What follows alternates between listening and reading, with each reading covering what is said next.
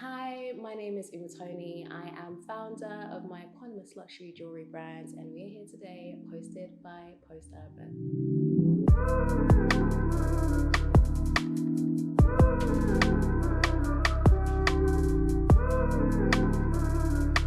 The first thing I did to bring the brand to life was book a flight to Kenya.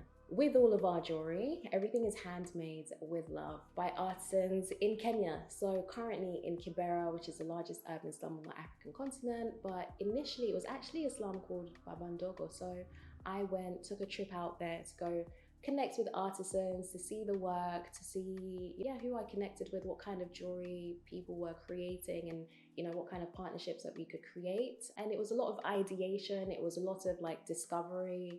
I don't have a history in jewelry design. In jewelry, I studied economics, I worked in IT, very different. So yeah, it was like a journey of discovery. So that was one of the things that really just opened my eyes to the possibilities of what's available and possible.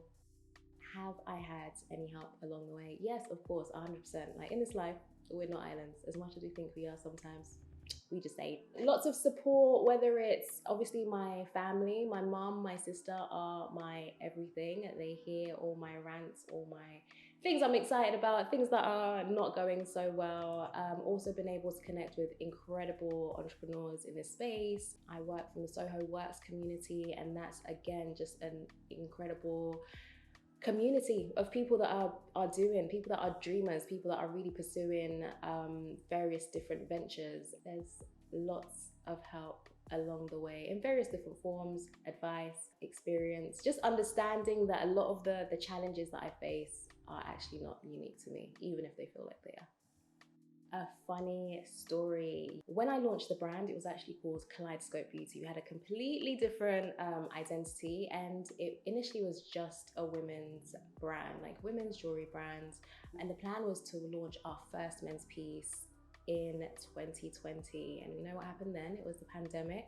So I had this ring, the Umoja ring. It has the African continent on it, and I was like, yes, this is going to be the first men's piece. I used to have a lot of our customers and friends of customers say we want stuff for the men. I was like, okay, it's coming.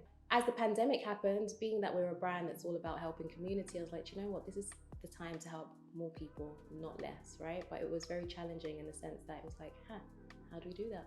Slum is difficult on any given day, right? But in the middle of a pandemic, it's even tougher. So we launched the ring, we launched the Umoja ring. It was just brass at the time, it wasn't gold plated, but it was a campaign. So I actually worked with one of my main artisans at the time. His wife was a community worker, social worker within the slum. So she knew the needs within the slum, like the needs within the needs. So we would provide a month's supply of food in the form of rice, maize meal, oil, beans, sugar, rice, just to keep families going. So 50% of the proceeds from the rings went to create these opportunities and provide a month's worth of food. That campaign was actually really successful. We sold out, and then I was like, amazing, let's reorder the next one. But I had an issue with quality control. The rings that came the next time they did not look like the African continent, they looked like giraffes. So it was very frustrating at the time. I actually cried. I think my sister was laughing at me, and she just really helped me to see that, you know what, this is part of the process, and actually just showed a weakness within the business. So quality control, since then, let me tell you, has really been upped. What keeps me motivated? So I would say it's the purpose and mission behind the brand, right? So essentially as a brand, we're changing the narrative that jewelry can be an agent for social change.